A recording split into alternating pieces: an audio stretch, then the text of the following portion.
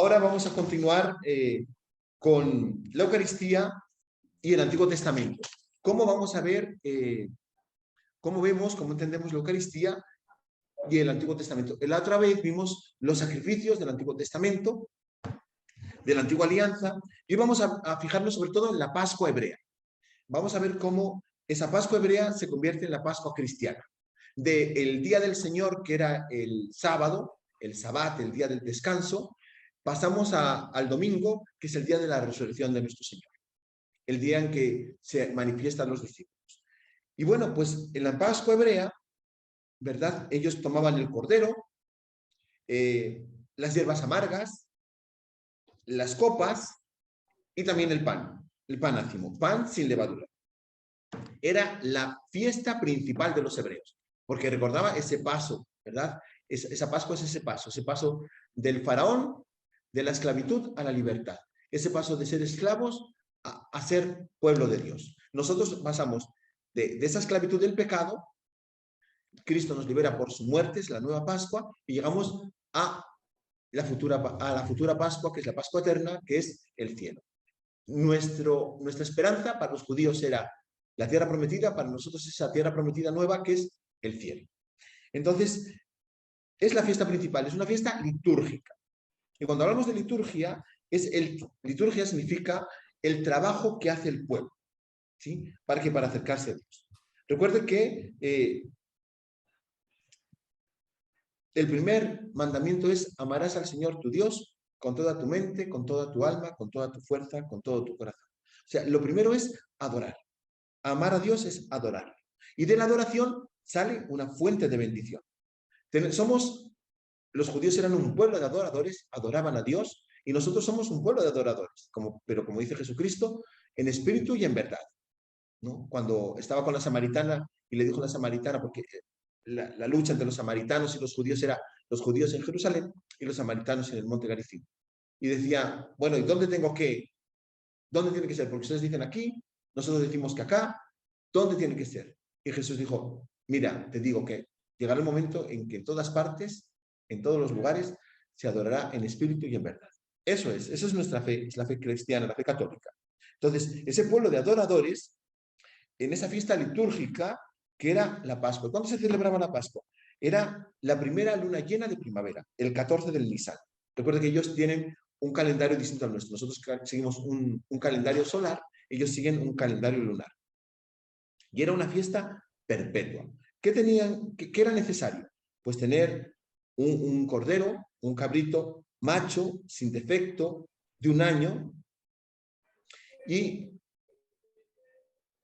al empezar el nuevo día, ellos empezaban el día cuando caía el sol, ¿no? Cuando ya no saben distinguir un hilo negro de un hilo blanco, ahí empieza el nuevo día. Entonces, sacrificaban la víspera el cordero, ¿no?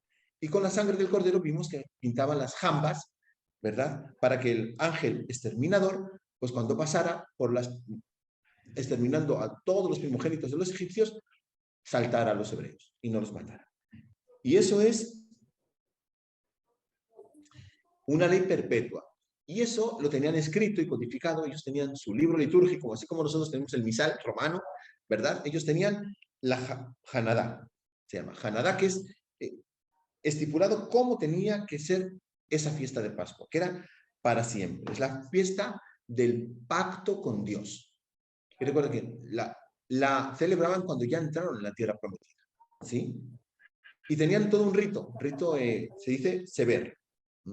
Y entonces la mesa de la Pascua judía, esa mesa se convirtió en el altar católico. Porque pasó de la celebración judía, el antiguo pacto, al nuevo pacto.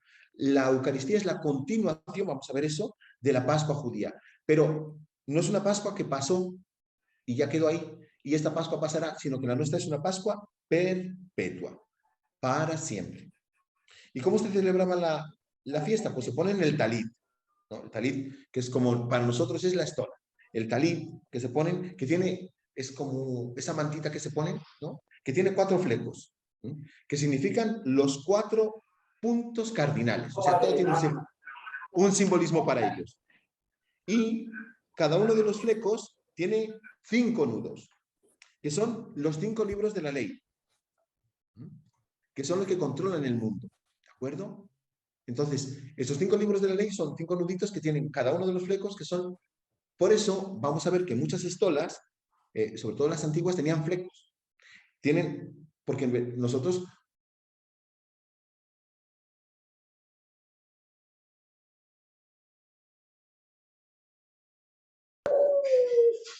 Un momentito, padre, que está silenciado. ¿Dónde está? Se me fue. Ya, ahora sí, gracias. Ya. Entonces, estamos con el talit, que para nosotros es la estola, y está el kipá, ¿no? Que significa para nosotros, lo llamamos el solideo, ¿no? Que significa solo para Dios.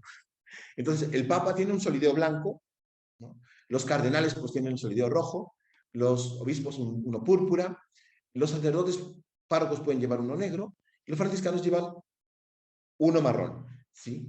Ese solideo significa que estás consagrado a Dios. De hecho, si usted va a las fiestas judías, todos los judíos lo llevan, y los judíos fervorosos lo llevan siempre, que significa esa presencia de Dios. Dios está sobre mí, Dios está ahí viéndome, Dios está cuidando de mí.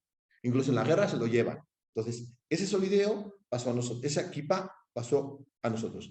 Es un recordatorio, ¿no? Que nosotros llegamos hasta aquí, pero el poder de Dios llega de aquí para arriba. Entonces, y luego hemos dicho que se revisten, pero sobre la mesa se pone un mantel blanco. Como nosotros también sobre la mesa ponemos un mantel blanco. Antiguamente se decía que tenía que ser de lino, porque los judíos utilizaban también manteles de lino. Antiguamente, el rito antiguo, el antiguo sordo, se ponían 3 manteles, cada uno de los manteles representa un estamento de la iglesia. La iglesia triunfante, la iglesia militante y la iglesia purgante, que era uno que tenía que tocar el suelo, porque significa que estamos rezando por las almas del purgatorio. Ahora se tiene que poner uno blanco. ¿Qué significa el mantel blanco? Si el altar significa Cristo, que es la piedra, el mantel somos todos los cristianos que estamos arropando al Cristo, que estamos ahí junto con Él, que nos unimos a Él. Y sobre el mantel blanco hay 2 velas. Nosotros en nuestras capillas siempre tenemos mínimo 2 velas para comenzar la misa. Antiguamente había 3 velas sobre el altar, 3 a cada lado, eran 6 velas, más luego la del Santísimo, que son 7, que también representa el Espíritu de Dios. Bueno, entonces estas 2 velas que tenían nos recuerdan también un poco el templo de Jerusalén, con las 2 lámparas que siempre tenían con sus 7 brazos. Y además de las 2 velas, hay una copa hermosa y un plato. Como nosotros tenemos también una copa hermosa, que es el cáliz, que siempre el cáliz se recomienda que esté recubierto de oro. Un poquito de oro, nada más. ¿Por qué? Porque va a tocar la sangre de Cristo. Y hay un paño blanco. Nosotros también tenemos un paño blanco, que para nosotros es el corporal. Los judíos tienen un paño blanco en el cual envuelven 3 panes blancos sin levadura. Y está el libro de la Hanabá, que es como nuestro misal. Entonces, nosotros también tenemos el pan, tenemos el corporal, tenemos la copa, es muy parecido. ¿Y qué hace el ama de casa? Con un velo, porque las mujeres están veladas, enciende las velas con una oración. Y así, todo empieza con eso, con la ama de casa que enciende las velas. Y las enciende y reza una oración con los ojos tapados. Se tapa los ojos y reza, porque significa que es la fe. La fe que ella cree en Dios, y el Sabbat es la Pascua, que inicia encendiendo las velas. Con toda la relación que tiene para un judío el encender las velas, que es recordar lo que hizo nuestro Dios en el Génesis, que separó la luz de las tinieblas. O sea, todo tiene un recordatorio.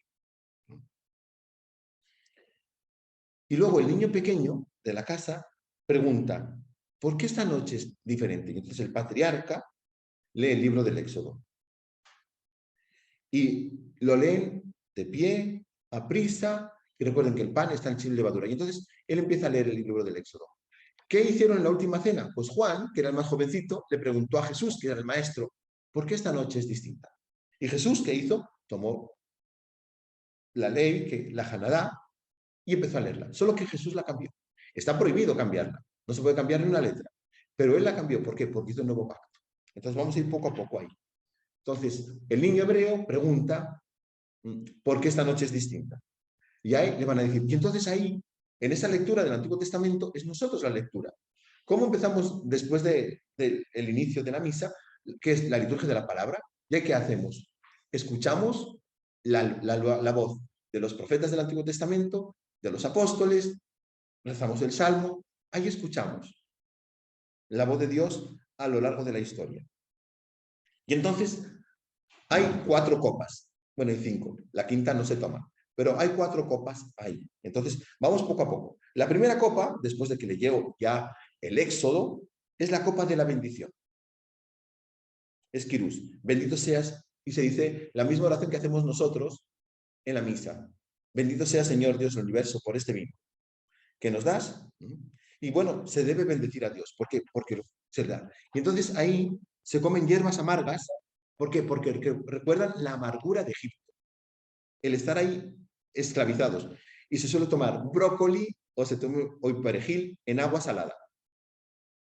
Pues imagínense lo amargo que debe ser eso. Pero también ese agua salada nos recuerda cuando ellos cruzaron el Mar Rojo. ¿De acuerdo? Todo tiene un simbolismo. Y también es la esperanza de cruzar ese Mar Rojo. Y también se come una manzana con canela. Judesuk. ¿Por qué es una manzana con canela? Porque la manzana cocida con canela tiene un color terroso que recuerde que ellos hacían ladrillos y tienen ese mismo color. Por eso lo toman. Que es, y hacen una oración y la comen. Entonces, ya tomaron la primera copa, que es la bendición. Bendito sea Señor del universo. Pasamos a la segunda copa. La segunda copa representa las plagas. Y entonces meten el dedo en la copa, que tiene vino, y dejan caer en el suelo una gota por cada plaga. ¿Y qué significa? Todo lo que hacemos nos va a regresar. Si hacemos el bien, nos va a regresar el bien. Si hacemos el mal, nos va a regresar el mal. Dios castiga a Egipto porque persigue a Israel. Y cada una de las cosas con que castigaron a Israel, Dios se las devolvió a los egipcios. ¿De acuerdo? Y la más fuerte de todas es que los egipcios mandaron matar a los niños israelitas, a los varones, y tirarlos al río. Sin embargo, al final, ¿cuál fue lo que les llegó a los egipcios? Pues eso, la muerte de los primogénitos. Pero Dios también castiga más adelante la idolatría de Israel.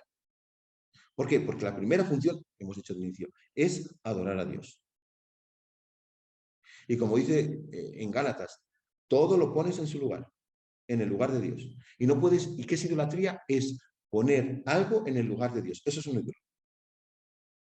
Y recuerden, Israel no se escapa de ese castigo de Dios. Es la corrección. Entonces, esas cotas también están representando, cuidado, no te puedes apartar de Dios. Puedes ser castigado por él.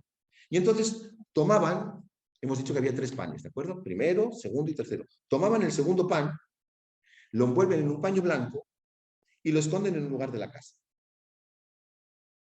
Y los otros 2 los dejan para mojar las salsas y también lo toman como cuchara. Pero ese lo esconden. Vean, nosotros tenemos también, es un símbolo de la Trinidad. Dios Padre, Hijo, que es con el que van a celebrar la Pascua, y se esconde, Dios escondido, Dios velado, Dios que está ahí, y que vino a los suyos y los suyos no lo recibieron, que hay que buscar a Cristo. Bueno, tiene muchas repercusiones el segundo pan. Entonces, y en otra mesa está el Cordero. Ahí comían sentados o recostados como una comida normal.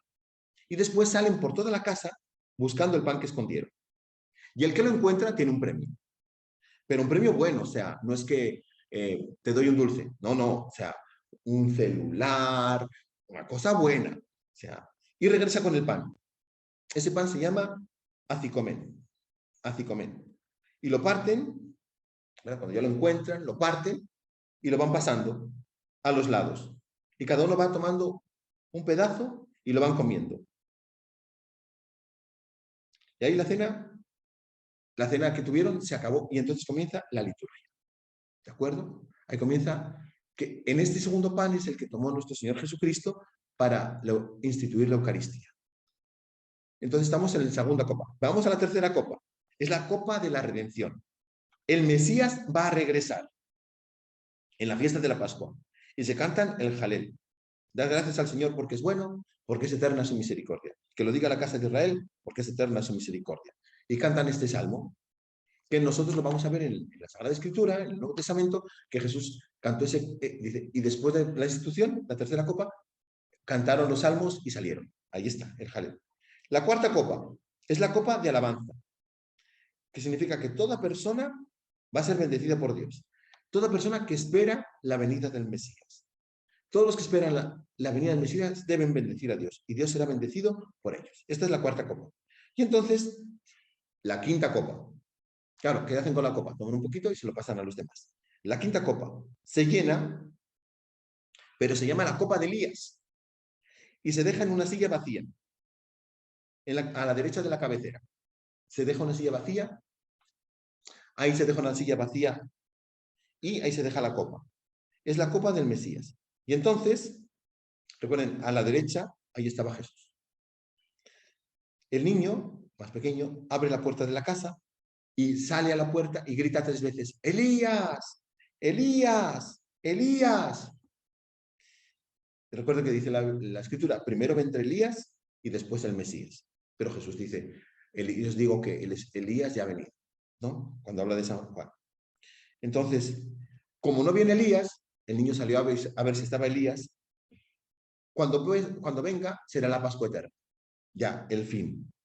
Porque vendrá el Mesías. Entonces todo se acabará. Y entonces dicen todos, el año que viene nos vemos en Jerusalén. Porque la Pascua se solía celebrar ¿dónde? En Jerusalén. ¿Por qué? Porque el cordero solo se podía sacrificar en el templo. Entonces, ahí está. Y ahí terminan. Son las 5 copas. Toman 4 y la quinta es la de Elías. Y cuidado, porque no se podía cambiar una sola letra. La Hagadá no se podía cambiar. Pero, sin embargo, Jesús, ahora vamos a pasar al Nuevo Testamento, quiere celebrar la Pascua. Si vemos el Nuevo Testamento,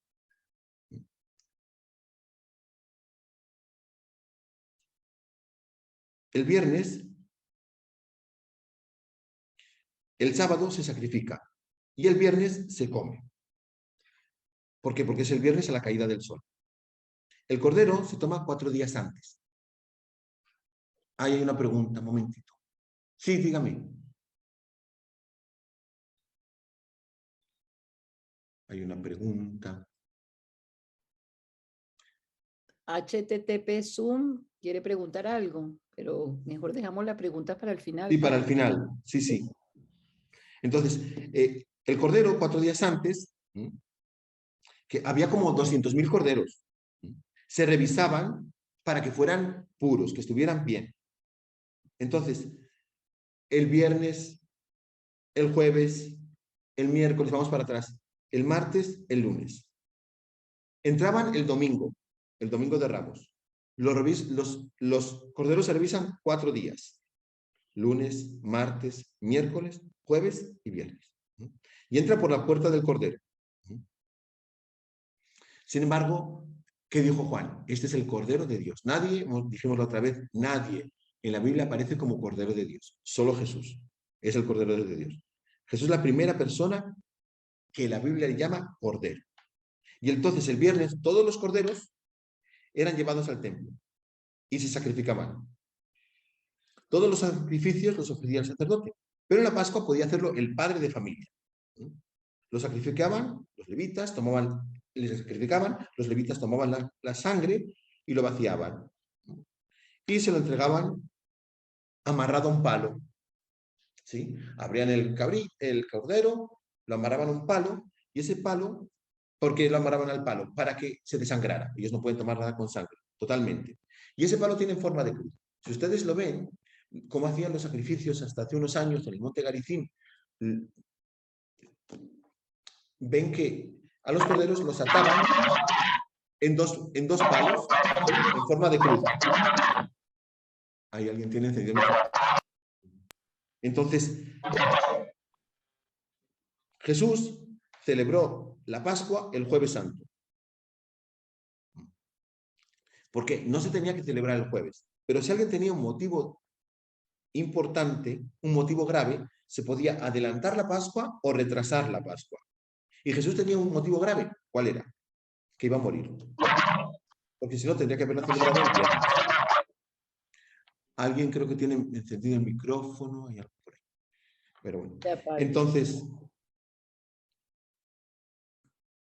pero si era antes o después, hay una salvedad. No podía haber cordero. Porque el cordero se sacrificaba la víspera de la Pascua. La Pascua es el sábado, se va a sacrificar el viernes. Si usted la celebraba el jueves, no podía tener cordero. Entonces, ¿qué se ponía? Se pone un hueso. De hecho, actualmente los judíos de hoy, como no tienen cordero porque no tienen templo, no pueden sacrificar, se pone un hueso de cordero en la Pascua. No tienen templo, no hay adoración. Ese desde el año primero de nuestra era, que se destruyó el templo en el año 70, ya. Y pasó a ser de una comunidad de adoradores en el templo, ahora ya no adoran, simplemente oran en la sinagoga. Por eso en el Evangelio, si ustedes leen tanto Juan como los sinópticos, no hablan de cordero. Y luego, ¿cuál era la palabra que decía el sacerdote cuando ya el cordero era perfecto? Dice, este cumple los requisitos. Ya está. Entonces, ¿qué dijo Anás y Caifás de Jesús? Es de reo de muerte, que significa es apto para los sacrificios. Si ustedes ven en la liturgia de la Semana Santa, ven que lunes, martes, miércoles, cada uno de los grupos se van acercando a Jesús y le van viendo. Un día son los sacerdotes, otro día son los herodianos, y otro día son los saduceos que le ponen a prueba a Jesús. ¿Y qué sale? Victorioso de cada una de ellas. ¿Por qué? Porque el cordero, que iba a ser sacrificado, eran visto por todos. Y si alguno tenía defecto en algo, para atrás. Ese no sirve. Entonces, iban viendo y vieron, y ¿qué dicen ahí los somos sacerdotes? Reo de muerte. O sea, es apto para ser sacrificado. Es el cordero de la nueva Pascua. Es apto. ¿Y el cordero quién lo ofrecía? El padre de familia. ¿Quién ofrece a Cristo, que es el cordero de Dios? El Padre. Dios Padre ofrece a Cristo. ¿Recuerda el Antiguo Testamento? Cuando Abraham iba a sacrificar a su hijo, Isaac, y pues levantando los ojos, ¿verdad? Después de que se le apareció el ángel, le dijo, no mates a tu hijo.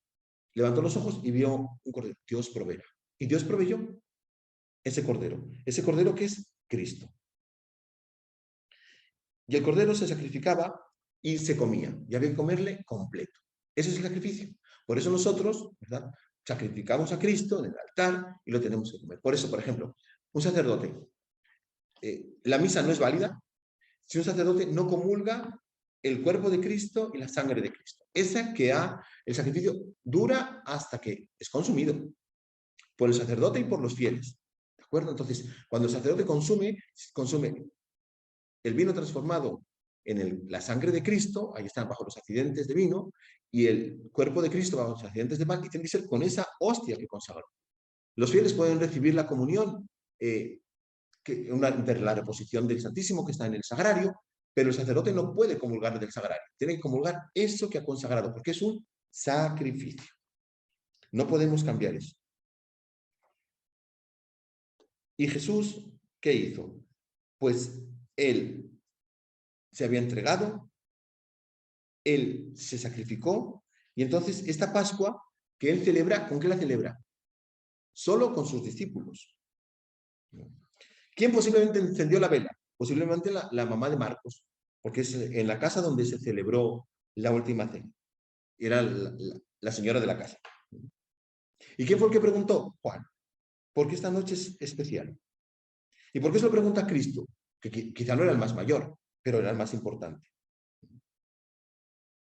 Pero si vemos tanto los hipnóticos como Juan, vemos que Cristo hizo algo diferente. No siguió lo de las copas, no siguió el Haggadah. En medio de los cantos, dice Jesús, uno que está aquí me va a traicionar. Y entonces Juan pregunta. Y Dios contesta de otro modo. Todos están comiendo conmigo. porque todos comían con él. Pero entonces dice la Biblia, pero entonces un demonio tomó control de Judas. Y salió Judas. Y todos pensaron que salió a dar limosnas. Y me dicen ustedes, padre, ¿pero eso es normal? Sí, porque era un mandamiento. Recuerda, no están celebrando la Pascua, sino que la están adelantando. Entonces, también se pueden hacer otras cosas. Y estaba cumpliendo un mandamiento. Ah, van a dar limosna. Entonces, está cumpliendo también. Por eso, no sospecharon de Judas. No, en ese momento no. ¿Por qué? Y después de eso salieron a buscar el acicomén, el pan, ¿de acuerdo? Y no sabemos quién lo consiguió. Ahí sí los evangelistas nos dijeron si fue Juan, o fue Pedro, o fue Santiago que consiguió el pan que había escondido. ¿Mm? Pero recuerden, los judíos no podían agregar nada a la liturgia. ¿Por qué? Porque es de Dios. Pero Jesús lo cambia y dice, tomad y comed. Ese recordatorio en Juan 6, recuerden, Juan 6, cuando se habla del pan de vida, el pan vivo bajado del cielo, el que come mi carne y bebe mi sangre, ellos recordaron eso. No sé si en el momento, pero después sí. Ahí. Entonces, esos panes, ¿sí? Luego recuerden la multiplicación de los panes, la promesa del pan de vida, Jesús que camina sobre las aguas, Jesús que de 5 panes, ¿no?, sobraron 12 canastas. ¿Qué significa? Todo eso tiene significado, que Jesús tiene poder para multiplicar. Y Él multiplica su presencia en todas las formas, en todos los altares del mundo. ¿No? Porque Él está por encima de la materia, por eso puede caminar sobre las aguas. Y luego, como recordaron también el maná que comieron los judíos, ¿verdad? Ese maná que les daba fuerzas para el camino. Jesús también es ese nuevo maná que se entrega por nosotros. Pero no solo es maná, es pan, es cordero. Es cordero, porque Jesús dice, comieron el maná y murieron. ¿Sí? Nosotros sabemos que es el que coma, nos dice él, vivirá para siempre. Y recuerden las palabras, si vamos al griego, que dice fago, que es comer y tragar. Pero la palabra que utiliza el evangelista es trogos, que es masticar. O sea, es más duro. ¿No?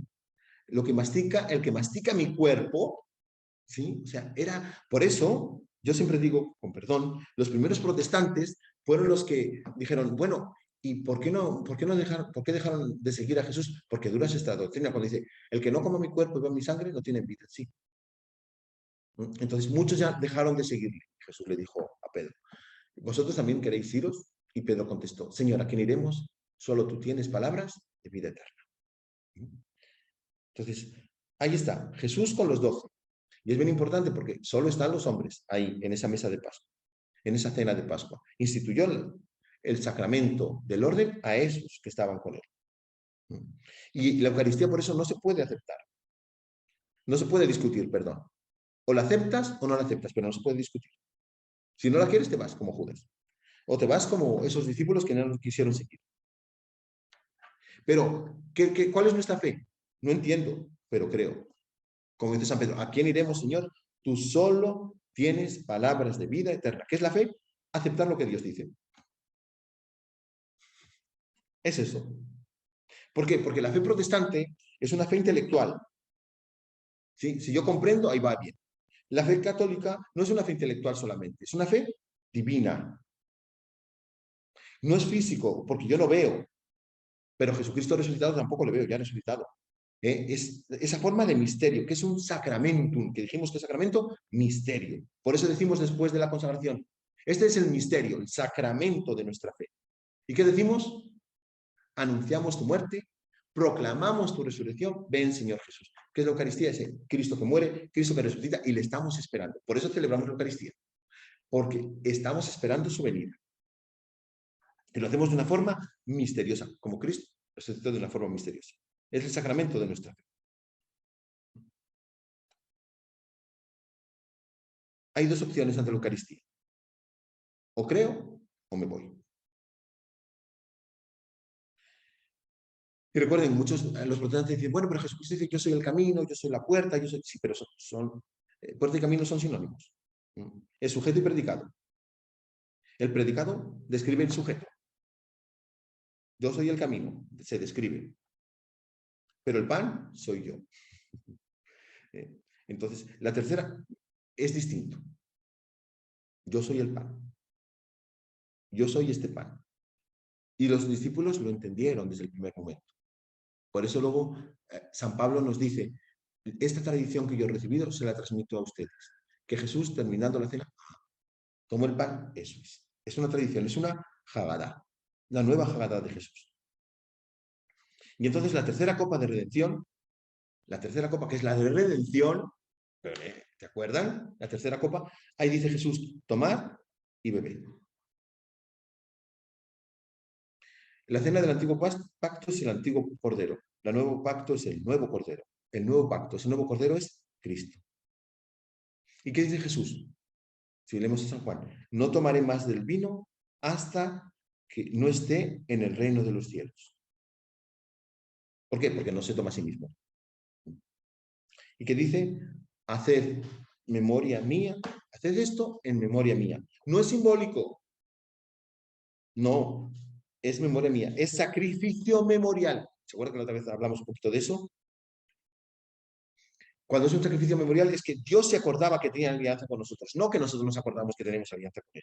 Él se acuerda que tiene alianza con nosotros. Acuérdate que tienes un pacto conmigo. En hebreo se dice descará o anamnesis en griego, que no es memorial para que yo recuerde, sino para que Él se acuerde. Es un pacto. Ese memorial es un pacto que Dios hace con nosotros.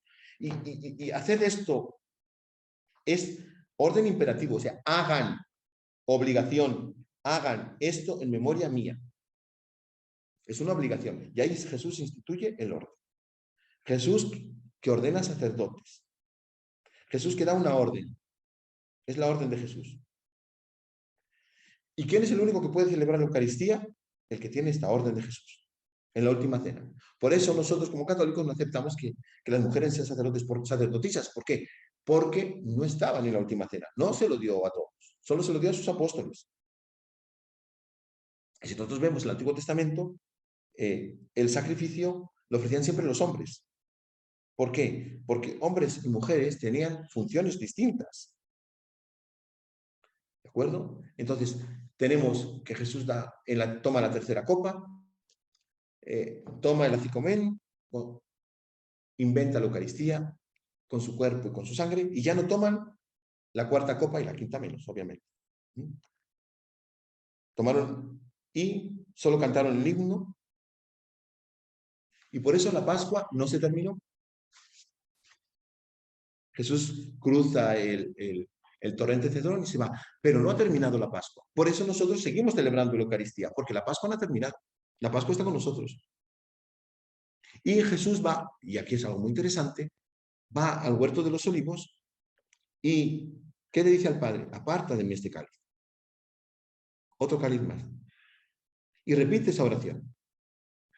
¿Cuántas veces Jesús repetiría tantas cosas en su vida? María, yo creo que pues el hágase en mí según tu palabra, ahí lo repitió muchas veces. Yo creo que Jesús también lo escuchó. Y ese, no se haga lo que yo quiero, sino lo que tú quieres, fiat, voluntas tua, hágase tu voluntad, nos recuerda mucho de María. Es esa repetición constante. Y no toma esa copa. No le va a tomar ahora. Aparta de mí este cáliz. Ese cáliz que es la copa de la redención también. Ese mí, ¿por qué? Porque tiene miedo, tiene pánico, sudó sangre por eso. ¿Por qué? Porque veía que esa redención, esa entrega total, esa entrega generosa, ese donarse para que todos seamos salvos, pues a muchos no les iba a llegar. ¿Por qué? Porque no lo iban a aceptar, no lo iban a coger.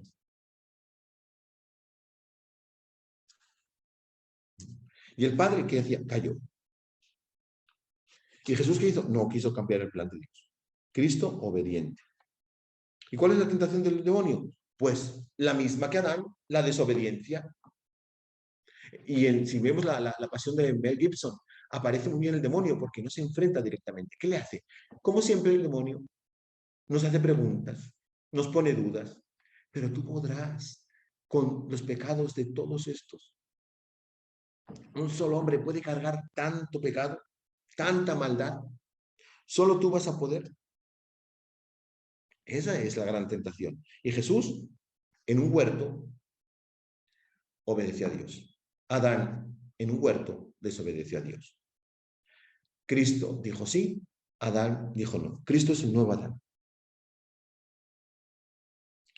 ¿Qué hizo el demonio cuando tentó a Israel? Pues lo tentó con el hambre. ¿Y cómo tentó a Jesucristo también en el desierto? Lo tentó con el hambre. Sin embargo, ¿cómo respondió Jesús? Pues cumpliendo la voluntad de Dios, obedeciendo. Por eso la nueva raza es el nuevo Adán, Cristo, que obedece, y la nueva Eva, María, que obedece. Por eso, vuelvo a repetir, muchas veces en las imágenes de la Virgen, sobre todo de la Edad Media, nos presentan a María con el niño sentado en sus rodillas, María, que es la sede de la sabiduría, la sede sapiencie, y tiene en la mano generalmente una manzana. ¿Por qué? Porque dice, ella es la nueva Eva, y es una manzana que no está mordida. Eva mordió la manzana, desobedeció a Dios. María no, desobedeció a Dios. María fue siempre fiel. Dijo sí a Dios, hágase en mí según tu palabra. Se dejó llevar por los planes de Dios. Pone todo de su parte. Confía totalmente todo en manos de Dios. Y por eso dicen luego los sacrificadores, que son los sacerdotes, reo es de muerte. Y Jesús se entregó a la muerte, porque él quiso. Cuando le preguntan a los sumos sacerdotes, te conjuro por Dios vivo, dime tú si eres el Mesías de Dios. Él puede haber dicho sí, y ya está. Pero no dijo sí. Dijo, en verdad te digo, o sea, verdaderamente te digo que yo soy. Esa es la fórmula, como se designó Dios ante Moisés. ¿Y cómo te llamaré a ti ante los judíos? Dile que el que es, te manda. Yo soy. Y les digo a todos que me verán sobre las nubes del cielo y vendré a juzgar. ¡Wow! Es Dios y además juez. Ese es Cristo. Ese es Cristo. Y nosotros, ese Cristo que se sacrifica, pero que se queda en la presencia. Recuerden, ¿qué había en el Arca de la Alianza? En el Arca de la Alianza había el maná, las leyes y la vara de Aarón. ¿Qué tenemos nosotros como ese nuevo, por así decirlo, templo de Dios, templo celeste? Tenemos en el centro, está la Eucaristía, está ese Arca de la Alianza. ¿Y quién cubría el Arca de la Alianza?